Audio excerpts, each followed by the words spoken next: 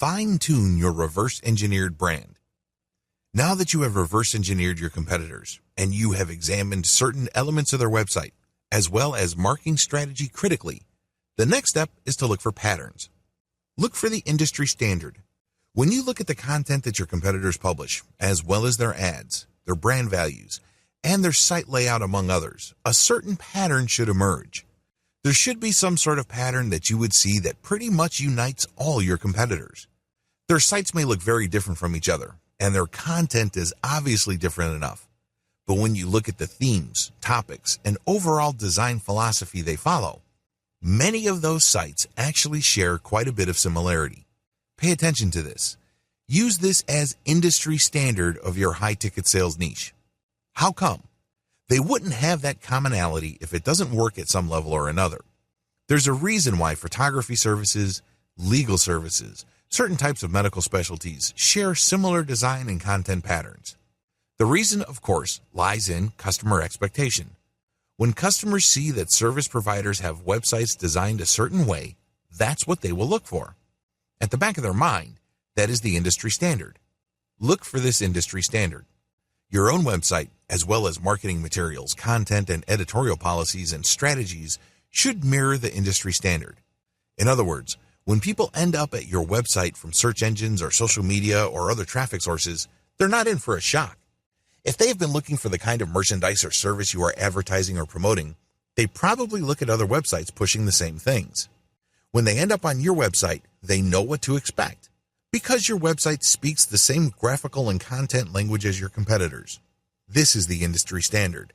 You gain instant credibility and legitimacy when your website appears to be in the mainstream of your niche. The industry standard can only go so far. Please understand that when you adopt the industry standard, all you are doing is trying to get a head start. Compare this with starting from scratch. You don't know what you're doing. You don't have an idea. So you come up with something new, but that new design may be just so disconcerting and so random to people used to your niche that they may either ignore you or fail to take you seriously. None of these situations is good. This is why you need to get a head start by adopting the industry standard look and content policy.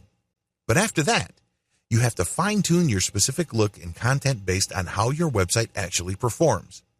If you notice that the vast majority of your traffic is excited about a certain type of content, and pages containing the content tend to get more traffic, if you notice this pattern, then shift your content strategy towards that type of content.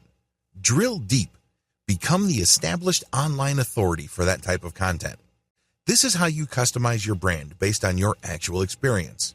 You're not going to stay with the industry standard. The industry standard just gives you a starting point. From this point onwards, you have to look at the actual performance of your website to help you chart its future. Build up your base and constantly ask for feedback. To build a solid brand in any high-ticket niche, you cannot insulate yourself from your audience. You have to create a community around your content. Look at them as your base. Look at them as your partners. Constantly engage with them. Constantly ask for feedback. Make them feel that they are co-creators of your website. Constantly optimize key parts of your online presence. On your website, constantly optimize your affiliate offers, product offers, content strategy, and mailing list recruitment strategy. Keep mixing it up and look at what works. The problem is if you believe that you just need to build a website and keep it the same way forever, you're not doing yourself any favors. You're putting yourself at a serious competitive disadvantage because, let's face it, most people do not do things right the first time around. There's always room for improvement. You can always optimize for greater results. This is why you have to constantly optimize the different key elements of your online presence. Are you offering the right products? Are you scaling your mailing list correctly? Are you filtering people correctly? Are you offering the right content? Are you recruiting people to your mailing list in the most optimal way? There's just so many places you can improve. Don't fall for the trap of thinking that your website is some sort of take it or leave it proposition. Let me tell you, if that's your mindset, most people would leave you. How would you know? Look at your bounce rate. If, for whatever reason, people do not detect the information or experience they are looking for, they're not shy. They will bounce out quickly. And not only would this hurt you as far as Google is concerned, it can also erode your brand's value on the internet. When people start to talk about your brand, it's very easy for them to sweep you under the rug and dismiss you as an afterthought. You don't want that to happen. What is the secret? Keep reading. Your secret sauce. Community. If you have read any kind of content marketing book, or if you have done any kind of affiliate marketing and researched what affiliate marketing specialists do, you probably have come across the word community several times. Community is just like the word love. People use it all the time, but the more they use it, the more it loses its meaning. I know it's sad, but it's true. You can't look at community as some buzzword. You can't look at it as just another marketing concept.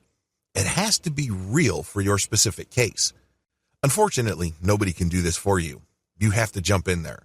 You have to engage with your community members and get them to become emotionally invested in your brand. How do you do this?